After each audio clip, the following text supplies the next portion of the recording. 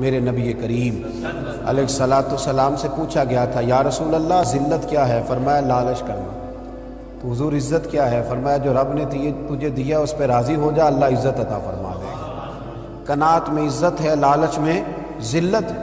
تو حرص کرنا، ہوس کرنا، مال کے پیچھے بھاگنا، لوگ تعلیم حاصل کرتے ہیں تو مال کمانے کے لیے، ہنر سیکھتے ہیں تو مال کمانے کے لیے، کسی استاد کے پاس جاتے ہیں تو مال کمانے کا طریقہ سیکھنے کے لیے، کسی سے یارانہ لگاتے ہیں تو کہتے ہیں ذرا دیکھو تو صحیح آگے کیسے گیا ہے۔ جب مطمع نظر ہی مال ہو، جب توجہ ہی ساری مال کی طرف ہو، جب دولت ہی ہر چیز کا لوگ ماں حاصل سمجھ لیں اور مقصود اور مدعائی دولت کو بنا لیں، تو پھر انسانوں میں کمزوریاں پیدا ہوتی ہیں، روحانی قوتیں ختم ہوتی ہیں، پھر انسانوں کے اندر شوق، ذوق اور وہ ساری چیزیں کمزور پڑتی ہیں۔ میرے نبی کریم، پھر پڑھیے،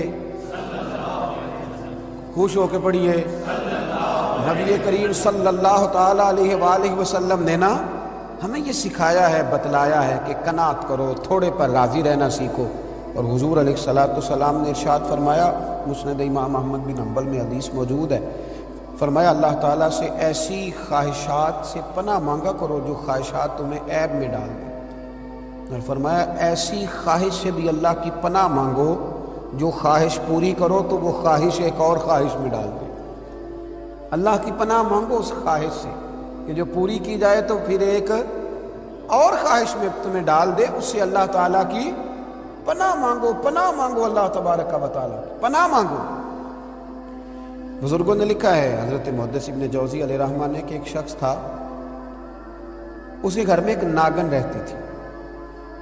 ناگن، وہ ناگن سونے کا انڈا دیتی تھی۔ بزرگ جب حکایات بیان کرتے تو سمجھانے کے لیے بیان کرتے، سونے کا انڈا دیتی تھی۔ اس ناگن نے اس طرح کیا کہ ایک دن اس کے گھوڑے کو ڈس لیا، گھوڑا مر گیا۔ گھر والوں نے شکایت کری کہ اس کو مار دینا چاہیے، گھوڑا آج اس کے ڈسنے سے مر گیا، یہ ناگن ہے، سونے کا انڈا تو دے گی لیکن ڈسے گی بھی ضرور، یہ ناگن ہے، انڈا سونے کا دے گی پر ڈسنا اس کی فطرت ہے، یہ ڈسے گی بھی۔ اس نے کہا بھی کوئی بات نہیں، سونے کے انڈے سے کئی گھوڑے آ جاتے ہیں، مر گیا تو کیا ہوا۔ کچھ دنوں کے بعد اس ناگن نے کتے کو ڈسا، کتا بھی مر گیا۔ گھر والوں نے شور مچایا کہ یہ ناگن ہے تو اسے دودھ پلاتا ہے، یہ سونے کا انڈا تو دے گی پر ڈسے گی بھی، اس لیے کہ ڈسنا اس کی فطرت ہے، اس کی طبیعت ہے۔ اس نے کہا کوئی بات نہیں، سونے کے انڈے سے کئی کتے خریدے جا سکتے ہیں۔ کچھ دنوں کے بعد اس نے پڑوسیوں کے کچھ جانوروں کو بھی ڈسا، لیکن جب انسان کی آنکھوں کے سامنے سونے کے انڈے کی اینک لگی ہوتی ہے نا، پھر کتنے لوگ ڈسے جا رہے ہیں اس کی پرواہ نہیں ہوتی۔ جب سونے کے انڈوں کی اینک لگ جاتی ہے پھر کتنے غریبوں کی کٹیا جلتی ہے پر اس کی پرواہ نہیں ہوتی۔ جب سونے کے انڈوں کی اینک لگ جاتی ہے پھر کتنے رشتے ٹوٹتے ہیں، لوگ پرواہ نہیں کرتے۔ سونے کے انڈے کی اینک لگی ہوئی تھی۔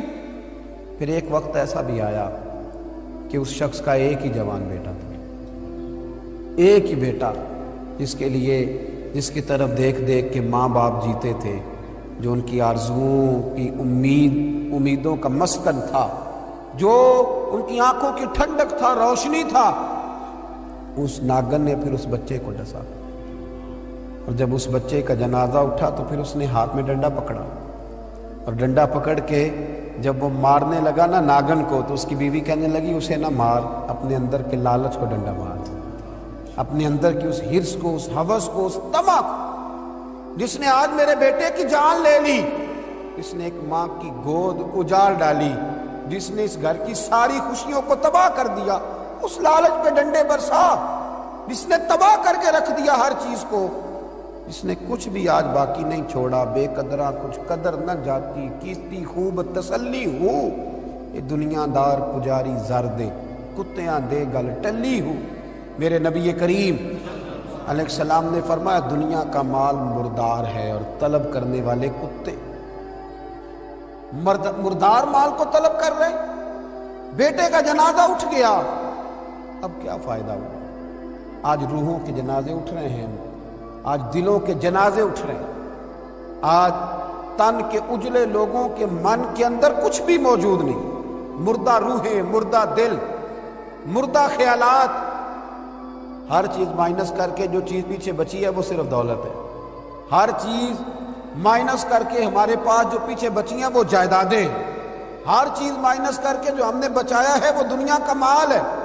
باقی ہر چیز تباہ ہو گئی. بھائی کے ساتھ جھگڑا چل گیا ہے چونکہ ایک 4 مرلے کے پلاٹ کا معاملہ تھا. والد کے ساتھ تنازع چل گیا ہے چونکہ اس نے ہمیں حصہ کم دیا تھا.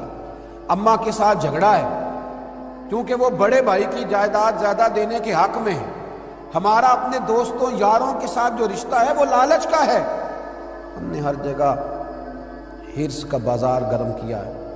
طمع، لالچ، یہ ساری چیزیں اس تیزی کے ساتھ لوگوں نے اوڑھی ہے کہ ہر طرف دولت کا بازار گرم ہے.